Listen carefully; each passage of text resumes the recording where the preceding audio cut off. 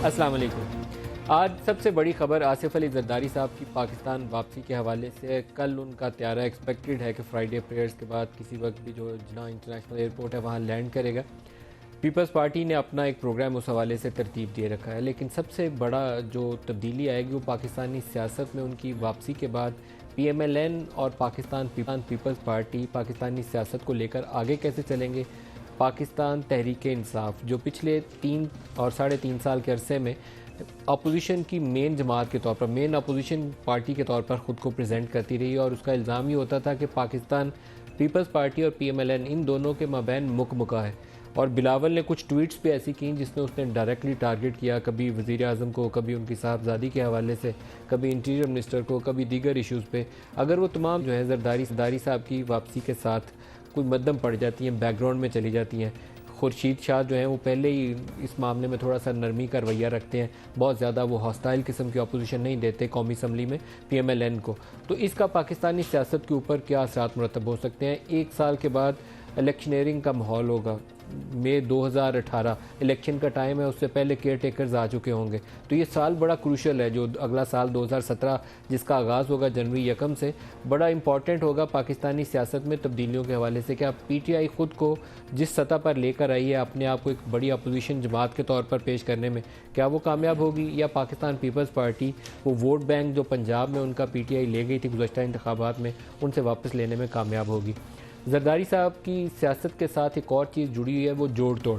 وہ ماہر مانے جاتے ہیں، 5 سال پاکستان پیپلز پارٹی کی حکومت منتخب سیاسی حکومت تھی پچھلے کئی دہائیوں میں، جس کو ہم نے دیکھا اس نے اپنی حکومت پوری کی، اور اس کے اندر زرداری صاحب کی اس کاوش کا کافی دخل تھا۔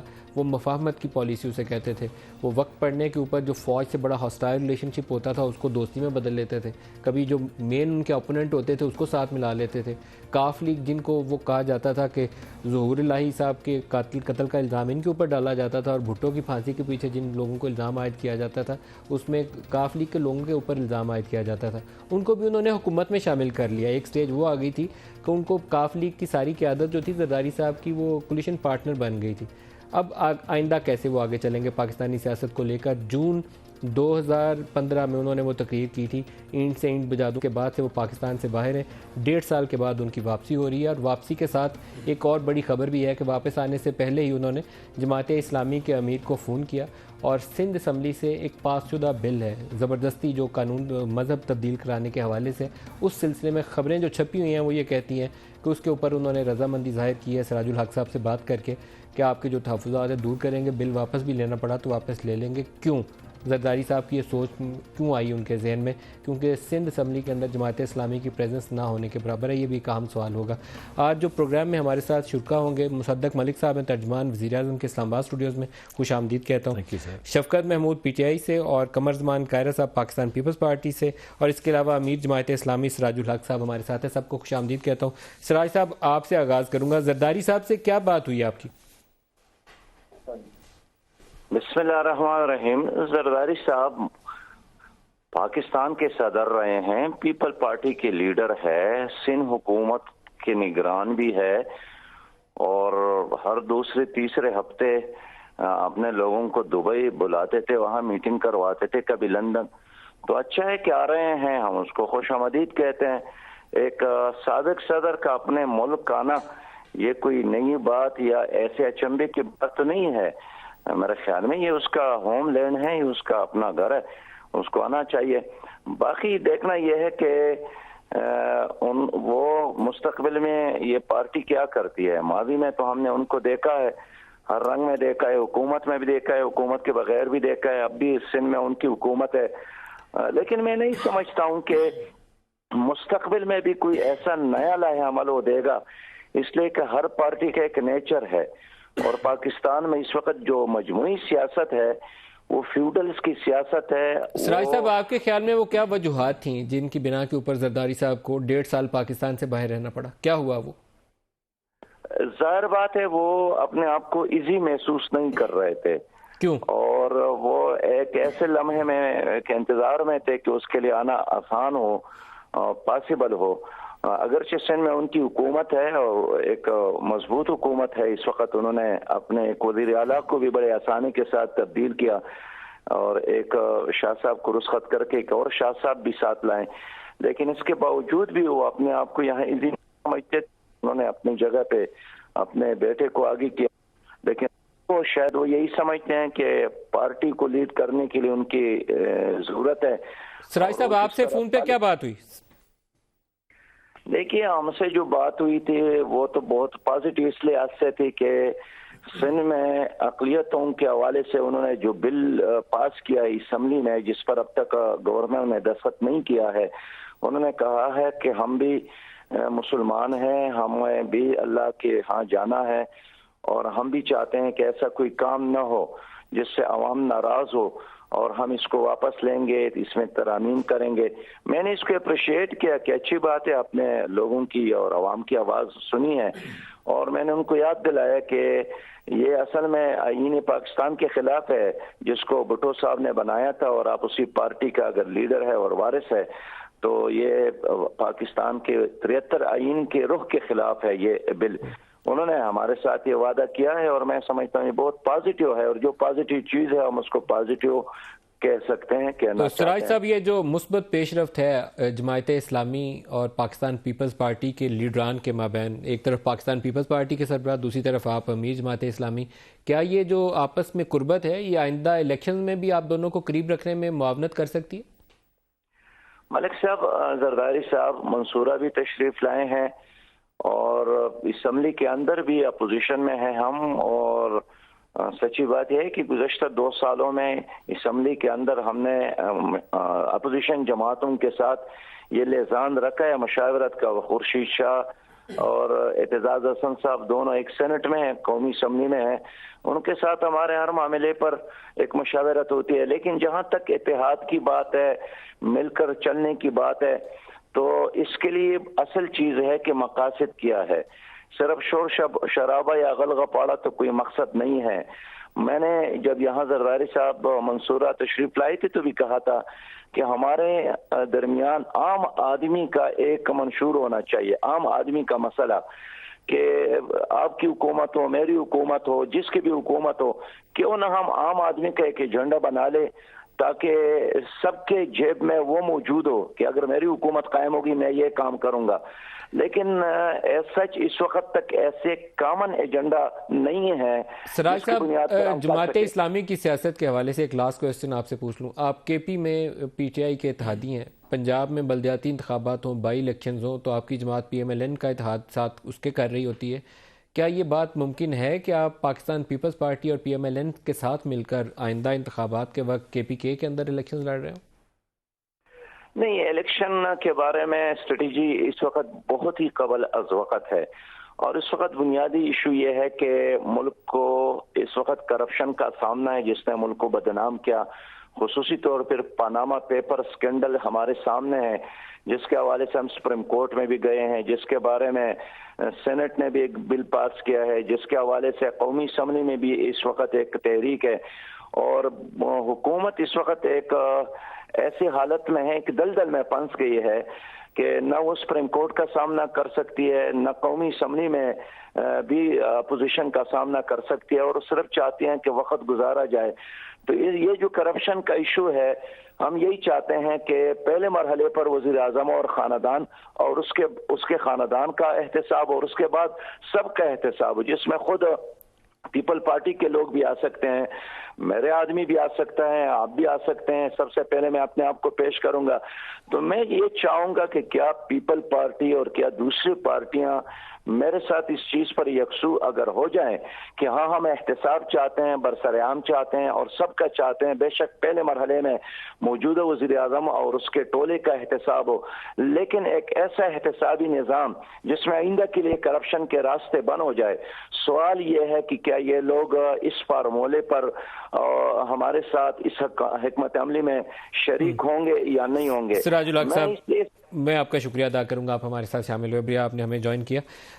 آصف علی زرداری صاحب کون سا بیان دے کر پاکستان سے باہر گئے تھے؟ پہلے وہ سنواتے ہیں، پھر گفتگو کا آغاز کریں گے، دکھائیے گا جی۔ होशियार होशियार होशियार होशियार। हमें पता है मुल्क क्या है, हमें पता है मुल्क की कीमत क्या होती है। हम समझते हैं कि ये धरती क्या है, हम समझते हैं कि हमने कुर्बानियां दी हैं और ये हमारी आर्मी है, ये हमारा इंस्टीट्यूशन है। आपने 3 साल रहना है, उसके बाद आपने चले जाना है, हमेशा के लिए हमने रहना है। तो हमें मत तंग करो, अगर हमें तंग करने की कोशिश की तो हम आपकी भी इंसेंट बजा देंगे।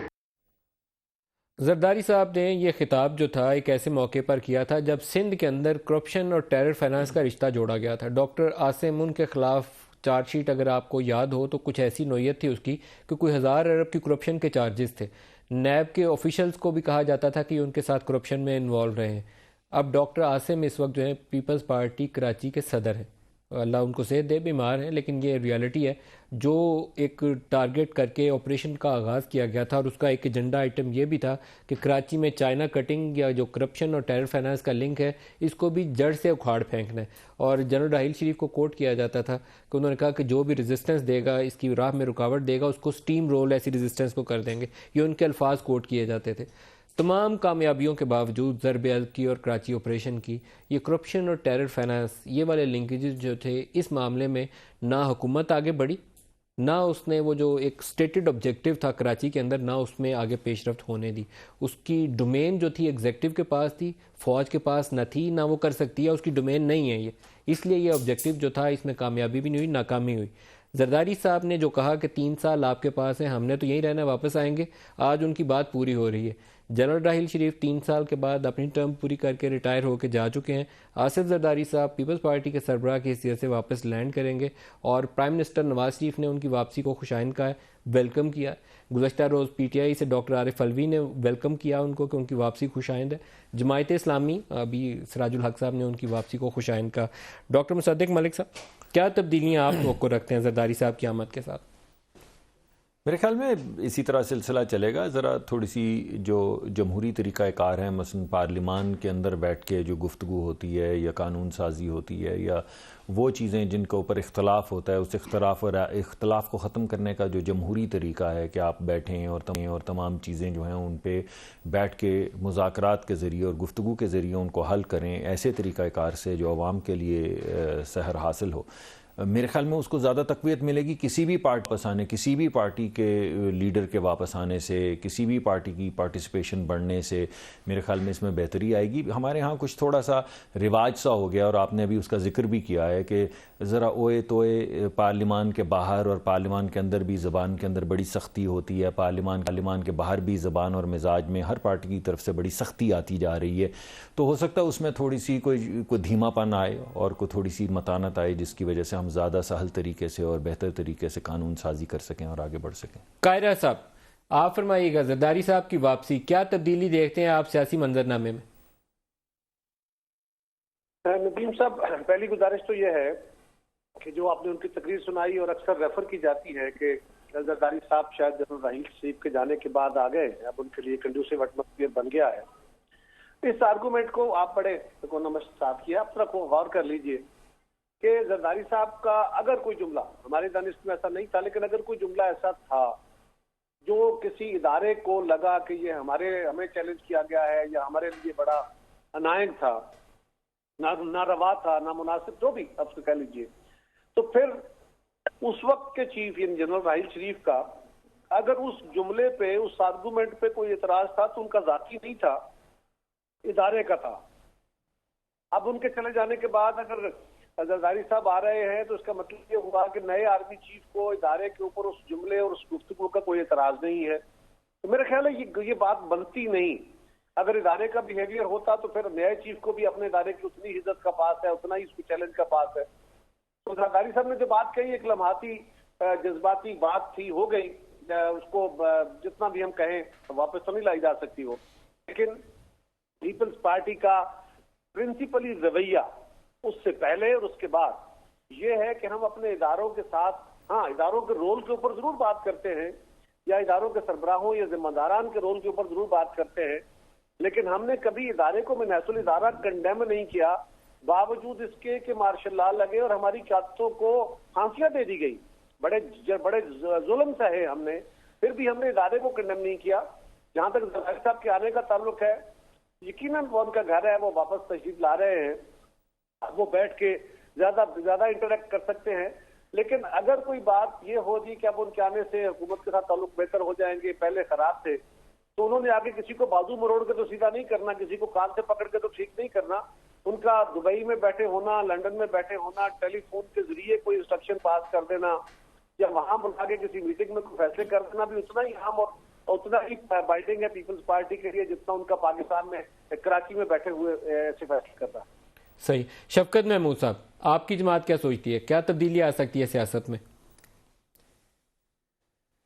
ये तो नदीम साहब 27 को जो ऐलान करना है पीपल्स पार्टी ने, उससे पता चलेगा कि डायरेक्शन क्या है पीपल्स पार्टी की। उनके मुतालबात हैं, 4 मुतालबात हैं, क्या उन पे अमल दरामद तो हमें कभी नज़र नहीं आया, तो क्या उसके बाद वाकई कोई तहरीक का आगाज़ करेगी पीपल्स पार्टी, ये तो वक्त ही बताएगा। लेकिन ये ज़रूर है कि कुछ चीज़ें ऐसी रूनुमा हुई हैं जो कि जब जरदारी साहब गए थे उनके साथ भी कोई लिंक था उनका, और जब आए हैं तो हो सकता है कोई लिंक हो। आपको याद होगा कि डॉक्टर आसिम साहब को जब गिरफ़्तार किया गया, उसके बाद शर्जील मेमन साहब मुल्क से चले गए, उन पर इल्ज़ाम लगे। एक कराची बिल्डिंग कंट्रोल अथॉरिटी के कोई साहब थे, उनको अरेस्ट किया गया था। तो उसके बाद जरदारी साहब का बयान आया और वो बाहर चले गए। अब वो जब वापस आए हैं तो उससे पहले डॉक्टर आसिम साहब जो है उनको बेल भी मिल गई है, उनको शायद केसेस जो हैं वो भी कुछ कम हो गए या क्या हुए। तो ये चीज़ें ज़रूर हुई हैं और उनका कुछ बादी नज़र में जिसे कहते हैं कोई ताल्लुक़ ज़रूर नज़र आता है इनके आने जाने से।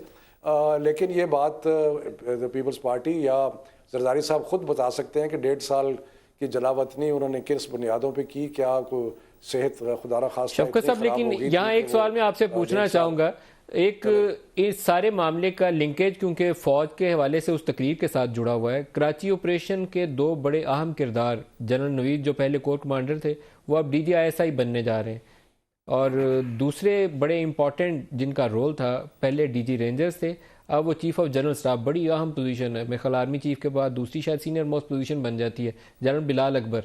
तो वो दोनों तो बड़ी एक तगड़ी पोजीशंस के ऊपर आके बैठे होंगे, जिन्होंने वो प्रेजेंटेशन की थी कि 230 अरब का काला धन जो है कराची में पैदा होता है। ये रेंजर्स की प्रेजेंटेशन थी जो एपेक्स कमेटी में कराची में दी गई थी। तो वो दोनों तो बैठे हुए हैं। इसका मतलब है कि फौज एज एन इंस्टीट्यूशन जो थी जरदारी साहब की आने में रुकावट नहीं बनी।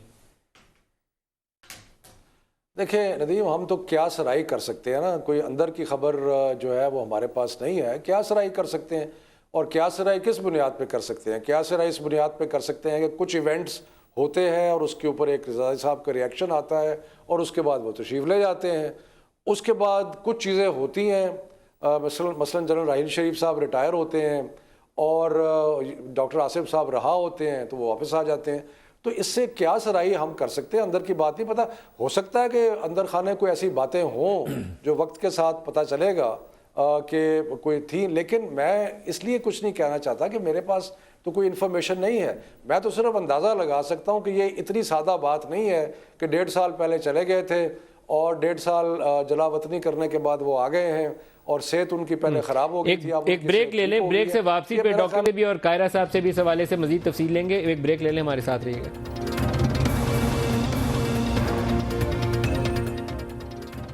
प्रोग्राम में दोबारा खुश आमदीद कहते हैं। डॉक्टर मुसद्दिक, आप फरमाइएगा, जरदारी साहब ने एक मुफाहमत का एक रोल रखा था। 5 साल में जो चैलेंजेस उनके लिए थे वो भी छोटे नहीं थे जब पीपल्स पार्टी की हुकूमत थी।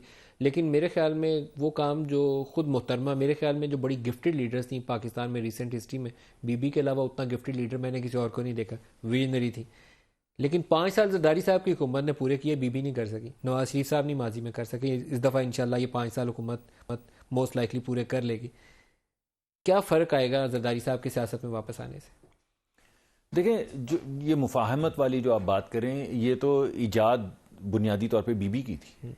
बीबी और नवाज शरीफ साहब ने 90 की सियासत से गुजरने के बाद, जिसके अंदर बेशुमार लकूनस थे, दोनों पार्टीज एक दूसरे पे हमलावर होती रहीं, तो ये तो उनकी इजाद थी, एक सेटलमेंट थी। चार्टर ऑफ डेमोक्रेसी दोनों ने साइन किया, खुद पीपल्स पार्टी ने उस पर अमल नहीं था किया, उसी वक्त टूट गया था क्योंकि मुशर्रफ के साथ उनकी बातचीत शुरू हो गई। मगर आप देखें कि सियासत का रुझान तो बदला उन्हीं ने। یہ بات، یہ گفتگو جو شروع ہوئی کہ سیاست کا مطلب صرف گالی گلوچ یا کیچڑ اچھالنا نہیں ہے، سیاست کے اندر بیٹھ کے پالیسی میکنگ کی جا سکتی ہے، مفاہمت کی جا سکتی ہے، چیزوں کو آگے بڑھایا جا سکتا ہے، 4 سال 5 سال خدمت کرنے کے بعد دوبارہ سے میدان میں اترا جا سکتا ہے اور کہا جا سکتا ہے کہ بجائے کہ 4 سال ایک دوسرے کو الٹانے کی کوشش کرتے رہیں، یہ بھی تو ہو سکتا ہے کہ 4 سال جہاں پہ اللہ نے آپ کو دی ہے حکومت دی ہے، آپ وہاں پہ خدمت کر کے دوبارہ سے میدان میں اتریں اور لوگوں کو بولیں آپ ووٹ کریں. جتنی ہاسٹیلٹی زرداری صاحب کو ملی تھی افتخار چودھری صاحب کی وجہ سے، دیگر بہت سارے فیکٹرز کی وجہ سے، وہ آپ کی حکومت کو وہ والی ہاسٹیلٹی نہیں مل رہی. جوڈیشری آپ کے لیے وہ والا چیلنج نہیں بن رہی. آپ بجا کہتے ہوں گے، لیکن جس طرح مختلف اداروں کے اندر جمہوری روایات کے زمرے میں جو متانت آتی چلی جا رہی ہے، جس طرح ہم ایک کے بعد دوسری حکومت اپنے بٹون پاس کر رہی ہے، جس طرح ایک ادارے کے اندر ایک کے بعد دوسرا لیڈر جو ہے وہ آ رہا ہے ایک سل کے ساتھ، اور وہ نہیں ہو رہا جس میں ہوتا تھا کہ آئین کو تھوڑی دیر کے لیے سسپینڈ کر دیں یا طریقہ کار کو بالکل سسپینڈ کر دیں. تو یہ روایت تو بی بی اور نواز شریف نے ڈالی تھی 90 کے بعد. تو میں سمجھتا ہوں کہ زرداری صاحب نے اس پہ کام کیا ہے، اور صرف آپ سیاسی نقطہ نظر سے نہ دیکھیں، آپ دیگر اداروں کے نقطہ نظر سے بھی دیکھیں تو ان میں بھی بہتری آ رہی. بہتری صرف اس نقطہ نظر سے کہ اگر آپ اس آئین کو مانتے ہیں اور اگر جمہوریت کو کے ذریعے آگے جانا چاہتے ہیں تو پھر یہ طریقہ کار ہے، اس کو آگے وہ ہمیں ایسے بڑھنا ہے. تو اس میں زرداری صاحب اگر آ کر دوبارہ سے تھوڑی سی اور ٹھہراؤ اگر پیدا کریں، یہ ان کی چوائس ہے. جیسے کہ ابھی قائرہ صاحب کہہ رہے تھے، ابھی تو ہمیں نہیں معلوم کہ وہ آ کے کیا کریں گے، یہ ان کی چوائس ہے.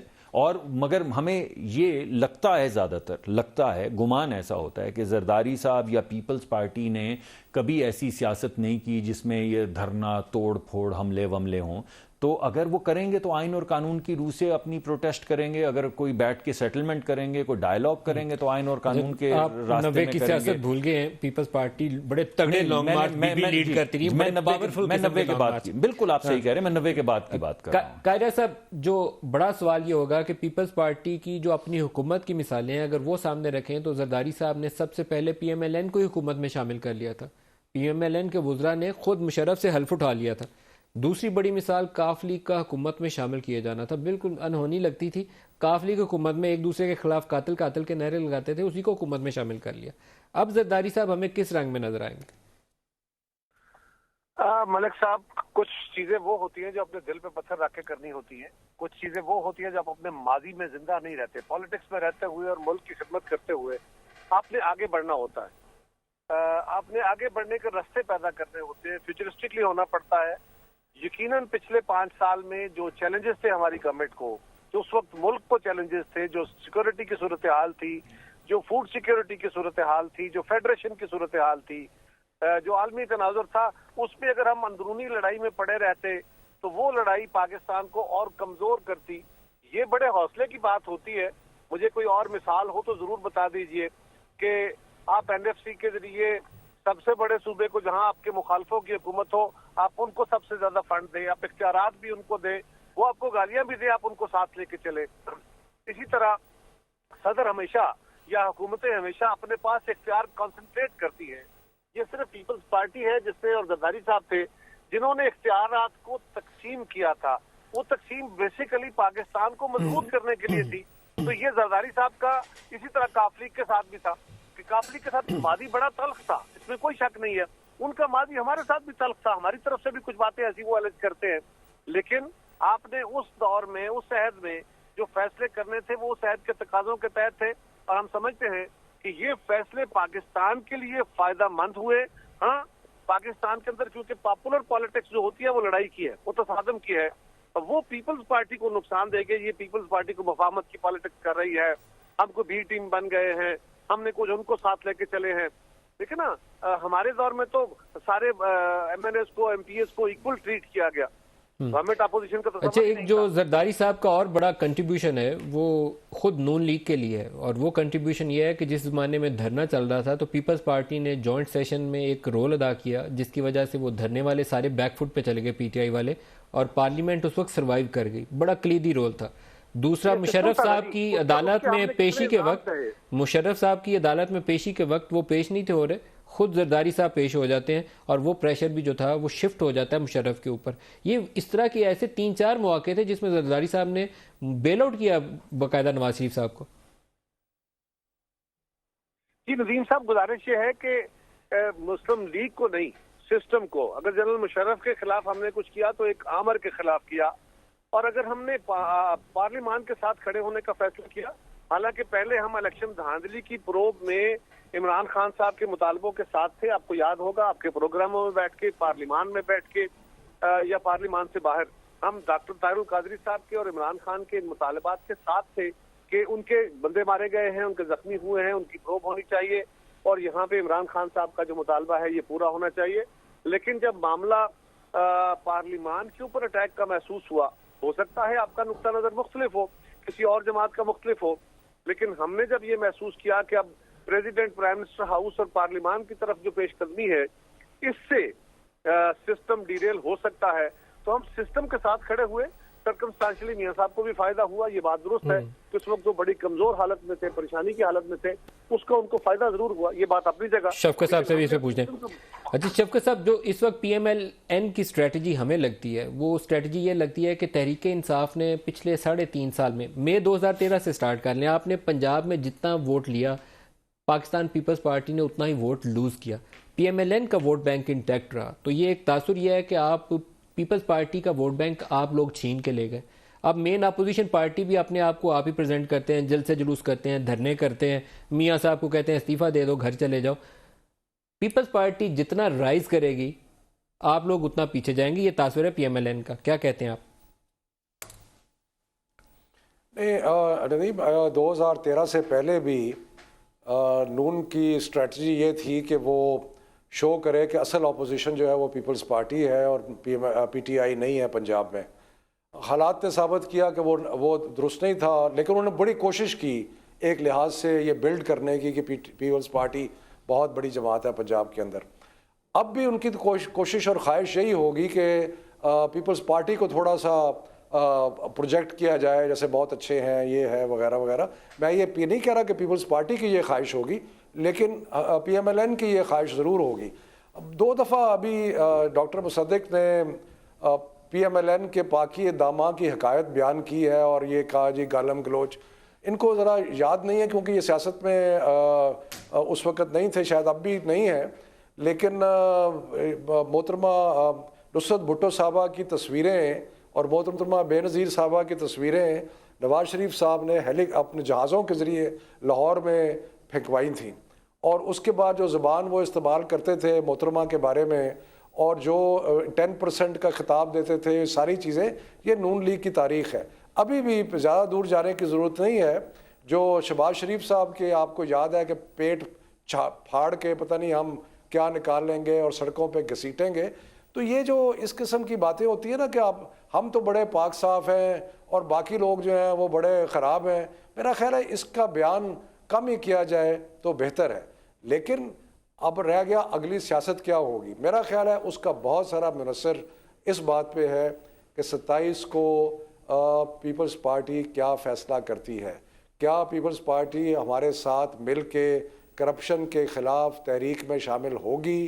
क्या वो करप्शन को इशू बना सकती है, वजू बना सकती है या नहीं बना सकती? शफकत साहब, क्या आपकी ये तवक्को है कि पीपल्स पार्टी आपके साथ मिलके मुश्तरका एहतजाज कर रही होगी? आप ऐसी उम्मीद रखते हैं? तो दावत बिल्कुल आप दावत दे रहे हैं। मैं ये तो कह सकता हूँ ना कि पीपल्स पार्टी ने पीपल्स पार्टी ने 4 अपने मुतालबात किए हैं, और बिलावल साहब ने बार बार ये कहा है कि अगर हमारे मुतालबात पूरे ना हुए तो हम तहरीक चलाएंगे। तो हम तो ऑलरेडी तहरीक में हैं, तो उसमें अगर वो आ जाते हैं और साथ शामिल नहीं होते, लेकिन अगर साथ एक लिहाज से कदम मिला के चलते हैं तो वो नजर आ जाएगा। अगर जरदारी साहब ने कोई और अंदर खाने बात हो गई, क्या आप दावत देना पसंद करेंगे? मीठी बातें आप दावत देना पसंद करेंगे? क्या ये हाथ मिलाते हैं पनामा के ऊपर इकट्ठे जलसे करते? हमने तो पहले नहीं नदीम, हमने तो पहले भी कहा था, आपको याद है कि एक जलसे में तो इनके कुछ साहबान तशरीफ भी लाए थे, खोसा साहब और लाहौर साहब हमारे एक रैली में लाहौर में तशरीफ भी लाए थे, लेकिन उसके बाद वो उन्होंने समझा कि उनकी सियासत मुख्तलिफ है, वो नहीं आए, ये उनका राइट है। लेकिन ये जो भी डायरेक्शन है ना वो आपको नज़र आएगी। लेकिन जिस तरह एक मीठी मीठी बातें PMLN वाले पीपल्स पार्टी के बारे में कर रहे हैं, तो उससे तो कुछ ख्याल आता है कि शायद कोई बातचीत हो गई हो या कुछ, आई डोंट नो। मैं ज़्यादा नहीं कहूँगा क्योंकि मुझे पता नहीं है, वक्त ही बताएगा। अच्छा मैं ब्रेक ले लूँ जो शुभ है इसके हवाले से ब्रेक से वापसी पे डॉक्टर सदक से जी कायरा साहब कर लीजिए। देखिए, गुजारिश ये है कि बाकी बातें तो अपनी जगह, लेकिन शफकत महमूद साहब से गुजारिश सिर्फ इतनी है कि अपोजिशन तो सारी इकट्ठी हुई थी, उस अपोजिशन को इनको इकट्ठा करने में हमने रोल अदा किया, आप भी उसमें से, बाकी सब लोगों ने भी रोल प्ले किया। हमने TOR भी मिलके बनाए थे, हमने कमेटी की मीटिंगें भी मिलके की थी, और हमने उस मीटिंग में जो आपकी दावत के ऊपर बुलाई गई अपोजिशन की और आपके मुतालबे यानी PTI के मुतालबे पे गवर्नमेंट से डायलॉग खत्म किया गया और अपना बिल जो अब सेनेट से पास हो गया वो पेश करने का मुतालबा किया गया। शाह महमूद साहब ने, जहांगीर तरीन साहब ने, आप सब ने खड़े होके, हमारे साथ खड़े होके बाकी जमातों के उसका ऐलान किया। अगले दिन आपने अलहदगी इख्तियार की थी, अपोजिशन ने नहीं। और दूसरी बात, आपने किसी अपोजिशन की जमात बशमूल पीपल्स पार्टी हो, जमात इस्लामी हो, शेरपाव साहब जो आपके इत्तेहादी भी हैं, उनसे भी मुशावरत नहीं की, किसी को अपने एतमाद में नहीं लिया। जलसे में खड़े होकर आपने जरूर कहा कि हम आपसे कहते हैं आ जाए, जिसने आना है आ जाए। नहीं, मैं तो जमात इस्लामी को अपोजिशन की जमात नहीं समझता। हर जमात छोटी हो या बड़ी, अगर मुझे ब्रेक ले लेने दें तो ब्रेक के बाद इसको कंटिन्यू कर ले लें जी। पहले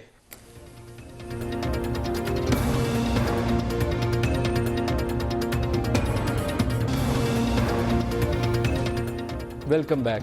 जरदारी साहब जितना अरसा 1.5 साल पाकिस्तान से बाहर रहे, दरमियान में बहुत से ऐसे चैलेंजेस थे PMLN के लिए, जैसे आर्मी चीफ की तैनाती थी, दरमियान में धरने का दोबारा से प्रेशर था, फिर ये इस्लामाबाद बंद करने वाला इशू था। तो हमारी अंडरस्टैंडिंग ये है, डॉक्टर सदक साहब से पूछते हैं, डॉक्टर साहब क्या आपकी तरफ से कुछ लोग यहाँ से लंदन जाकर बात कैजुअली या इनफॉर्मली उनसे करते रहे जरदारी साहब से, और उनका मैसेज क्लियर था कि वो हुकूमत को गिराने में हिस्सेदार नहीं बनेंगे? नहीं, मुझे ऐसी मुलाकात मैं कुछ के नाम ले सकता हूँ, लूंगा नहीं, लेकिन आपकी जमात से कुछ लोग लेकिन मुझे नहीं, मैं नहीं कह रहा कि मैं तो कह रहा हूँ मैं बाखबर मैसेज क्लियर था कि हम हुकूमत गिराने में हिस्सेदार नहीं बनेंगे। मेरा ज़ाती ये ख्याल है, जैसे अभी कायरा साहब ने कहा है, अगर आप देख लें तो ये 2-3 मरतबा तो इसका सबूत दे चुकी है पीपल्स पार्टी कि जिस वक्त धरना हो रहा था और प्रेशर था बहुत ज़्यादा और पार्लियामेंट के अंदर भी जा चुके थे और वगैरह वगैरह, उसको दोहराए बगैर तो पीपल्स पार्टी ने उस वक्त बड़ा मस्बत किरदार जो है वो अदा किया। तो इसमें कोई शक नहीं, बिल्कुल बात ठीक है। और अगर अभी भी कायरा साहब कह रहे हैं कि हम आपको तो ऑपोजिशन करेंगे मगर इसको कंफ्यूज ना करें, हम तो इदारों के और आइन के इस्तेहकाम के लिए सब कुछ करते हैं, तो हम वो भी मानते हैं। लेकिन उस नुक्ता नज़र से हमें ये भी बड़ी उम्मीद है कि अगर ऐसी बात है तो आइन के दायरे के अंदर और कानून के दायरे के अंदर जब एक पार्लियामान का प्रोसेस ही बनाए बैठ के बात करने के लिए, तो बात के ज़रिए भी बात को आगे बढ़ाया जा सकेगा, हमारा ख्याल है ये। शफकत साहब, लेकिन दूसरा शफकत साहब ने अभी जो बात की, देखें मैं कोई ऐसी मीठी बात शायद मैं बात बहुत ज़्यादा सख्ती से नहीं करता हूँ, लेकिन प्राइम मिनिस्टर ने बाकायदा जब मैंने तो अपनी गुफ्तगू में भी PTI का या किसी लीडर का नाम नहीं लिया PTI के, लेकिन जब कोई ज़ाती मामलात उनके तय हो रहे थे मुख्तलिफ लीडर्स के, तो प्राइम मिनिस्टर ने बाकायदा एक इंस्ट्रक्शन दी थी कि इस ज़ाती जो ज़िंदगी के अंदर एक अफसोसनाक मौका है, इस पर कोई तबसरा नहीं करेगा PMLN की तरफ से कोई बंदा। ये पुरानी बातें आपकी ठीक होंगी कि एक ज़माने में 1990 में ये वे होता रहा। प्राइम मिनिस्टर का कौम से खिताब याद है?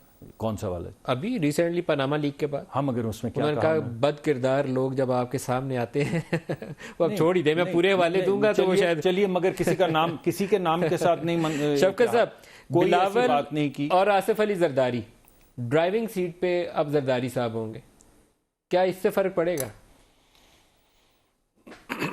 मेरा ख्याल है कि तज्जियाती तौर पे मैं अर्ज़ कर सकता हूँ, ये मेरा कोई पार्टी का नुक्ता नज़र नहीं है, लेकिन पीपल्स पार्टी ने बिलावल को आगे ला के अपना एक मेक ओवर जिसे कहते हैं ना, कि अपने आप को अपना चेहरा तब्दील करने की कोशिश की और एक नया जाविया पेश किया और एक अपनी दानिस्त में एक साफ़ सुथरा शख्स जो है उसको आगे लेके आए जिस पे इल्ज़ामात नहीं थे। तो जरदारी साहब के आने से फिर लोगों को सारी पुरानी तारीख़ जो है वो याद आ जाती है, जो उन पे इल्ज़ामात हैं वो याद आ जाते हैं, उनका जो मुख्तलिफ़ चीज़ें हैं, मैं क्या अब उसकी डिटेल में जाऊँ, लेकिन एक बात तो क्लियर है ना कि जो एक कोशिश थी या पार्टी के अंदर जो एक 2 आरा थी, जिसमें एक आरा जो थी वो बिलावल को आगे लाने के लिए ख़ास मकसद के लिए तगोदौ कर रही थी, पार्टी के अंदर तब्दीलियां कर रही थी, सिंध में को गवर्नेंस को बेहतर करने की کوشش کر رہی تھی، وہ ابھی زرداری صاحب نے لینڈ نہیں کیا تو آئی جی کو، جو کہ بہت ہی لوگ کہتے ہیں بڑا ہی اچھا افسر تھا، اس کو اٹھا کے فارغ کر دیا کیونکہ وہ مجید صاحب ہیں، کوئی انہوں نے کہا کہ گنا جو ہے ہماری مل کا پولیس کے ذریعے پہنچاؤ، تو جب وہ نہیں ہوا اکارڈنگ ٹو رپورٹس تو ان کو اٹھا کے باہر مار دیا۔ تو اگر یہ اس قسم کی دوبارہ گورننس کرنی ہے یا دوبارہ اس قسم کی چیزیں کریں گے، اور زرداری صاحب کا جو ایک امیج ہے وہ، تو یہ جو کوشش تھی ایک گروپ کی پیپلز پارٹی میں کہ وہ ایک میک اوور کرے پارٹی کا، میرا خیال ہے کہ اس کو نقصان اور دھچکا پہنچے گا۔ بہت شکریہ شفقت محمود صاحب اور ڈاکٹر ملک صاحب اور قمر زمان قاہرہ صاحب۔ سراج الحق صاحب بھی ہمارے ساتھ تھے، ان کا بھی بہت شکریہ۔ آج کے پروگرام سے اتنا ہی، اجازت دیجیے، خدا حافظ۔